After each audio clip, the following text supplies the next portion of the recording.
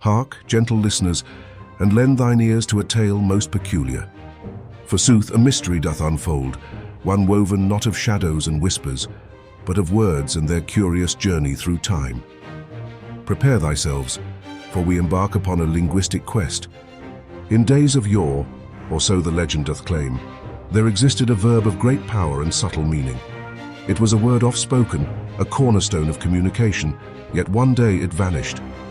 Not merely from common parlance, but from the very scrolls and tomes where it once resided. Imagine, if thou wilt, a world where a fundamental action, a common doing, suddenly lacked its proper designation. How might one express such a deed? This, my friends, is the enigma we shall endeavor to unravel. Our journey begins in the misty annals of what we now call Old English. Fear not, for we shall not delve into the impenetrable depths of Anglo-Saxon grammar. Rather, we shall merely observe the echoes of its influence. Many words we use today have roots stretching back to this ancient tongue, yet some have changed their raiment, their very essence, whilst others have simply faded into oblivion. Our vanished verb, methinks, is one such spectral entity.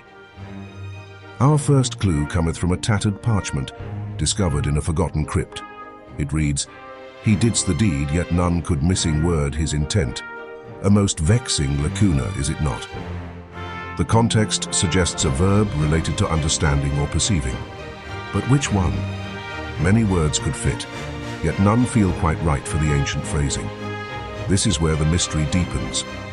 Consider how language evolves, much like a winding river. Words shift their banks, merge with others, or sometimes simply dry up. Our missing verb, perchance, suffered such a fate. Perhaps its meaning was absorbed by another, more robust term, or perhaps its very sound became unfashionable, deemed too archaic for the modern tongue. Such are the whims of linguistic fashion.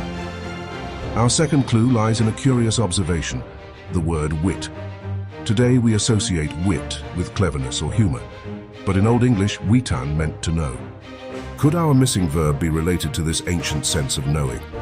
To wit someone's intent would mean to understand it, to comprehend it fully. This semantic shift, this change in meaning, is a common occurrence in language. And so we arrive at the heart of our linguistic conundrum. The missing verb, my dear seekers of knowledge, was wist. It was the past tense of witan, meaning to know or to understand.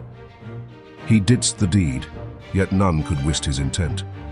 This makes perfect sense in the context of Old English. To wist someone's intent was to grasp it, to perceive it with clarity.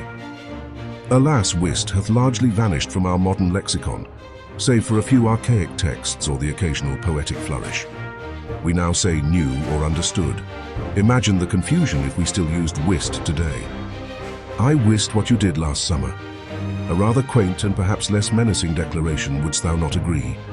The humour lies in the stark contrast betwixt the old and the new. Though wist may be gone, its spirit lives on in words like wisdom and witness. These terms carry the echo of that ancient knowing, that deep understanding. Language, like history, leaves its indelible marks. So, the next time thou dost encounter a word that seems peculiar or archaic, pause and ponder its journey. For every word hath a tale to tell, a mystery to unravel, and a lesson to impart. And thus our curious case is closed.